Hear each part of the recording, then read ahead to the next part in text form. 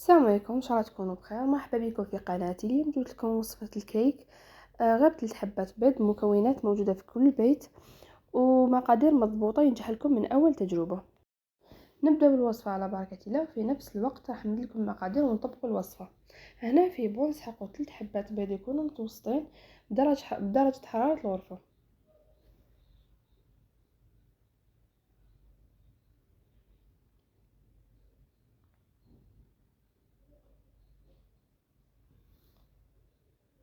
نسحقوا قرص ملح. الملح ضروري في المسكوت ولا في الكيك ولا في الكروكي، مليح نزيدو قرص ملح. نسحقهم غير في لافاني، ونقدر نستغناو عليها. اللي ما عندوش لافاني يقدر ما يستعملهاش، يدير زاز دو سيترون ولا زاز دورانج ولا لافاني ليكيد، ولا تقدروا تستعملوها. هنا نسحق علبه ياغورت طبيعي. هنا الوزن ديالها 100 غرام. هنا بنفس العلبه راح نقيسو كامل المقادير.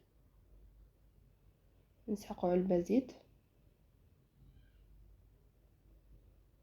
علبه سكر. اللي يحب الكيك ديالو حلو كتر يقدر يزيد السكر على حسب الرغبه. هنا نخلطوهم بالباطور. اللي ما عندوش باطور يقدر يستغنى عليه ويستعمل فوي ولا فرشيطه ولا ويحرك به. حنا نحركو مليح حتى يذوب السكر. كي نحسو السكر ذاب تما خلاص.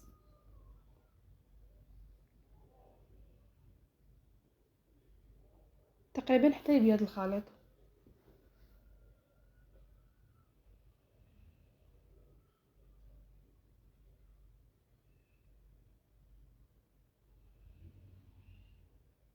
نحركو مليح.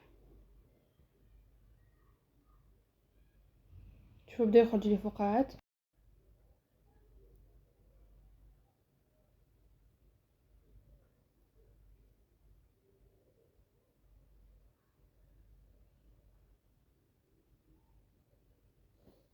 دونك نزيدو الفرينه بنفس العلبه تاع الياغورت الطبيعي.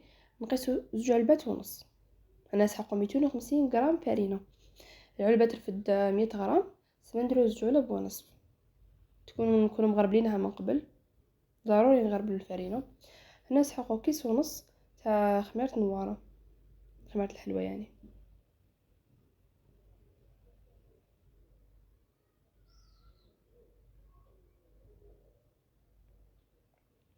واللي يحبو طالع بزاف يقدر يستعمل 2. انا ما نحبوش طالع بزاف، سما نستعمل 1 ونص. ونحركهم خطره واحده اخرى.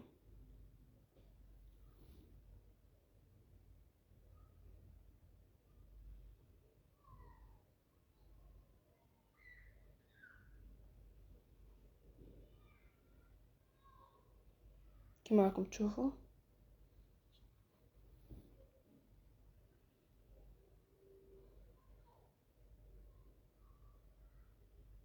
هنا عندي هاد المول 30 على 10. دهنته بالمارغرين، درتلو الفرينه باش ما يلصقش. واللي يحب يدير بابي كويسون يدير بابي كويسون، يعني اذا درتولو المارغرين ودرتولو الفرينه مستحيل يلصق لكم الكيك. ونفرغوا الخليط ديالنا.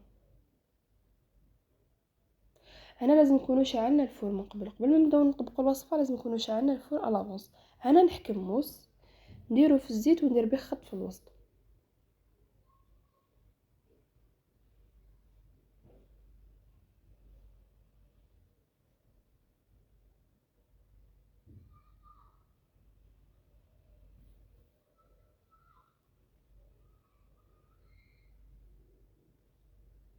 كما راكم تشوفوا.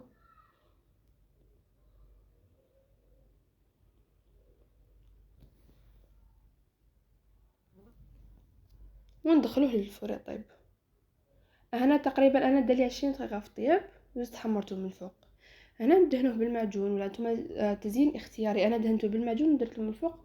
عندي شويه مكسرات مرحيين درتهم من الفوق. يعني اللي يحب يدير معجون، اللي يحب يدير شوكولاته تارتيني، اللي يحب يدير سيكرو غلاس، كل واحد واش يحب يدير.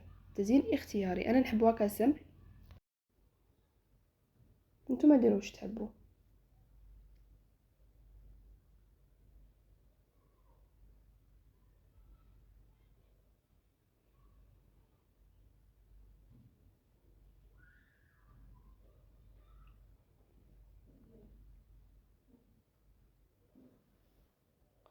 كما درت لها مكسرات ملحيين من الفوق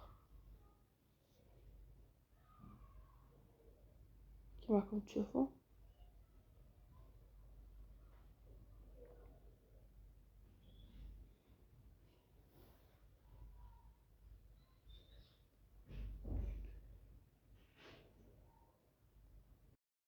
نخلوه يبرد ونقطعوه كما تحبوا. وهنا نكون وصلنا لنهاية هذه الوصفة، ان شاء الله تكون عجبتكم. متنساوش تخلوا لي ارائكم في التعليقات وابوني للصفحه.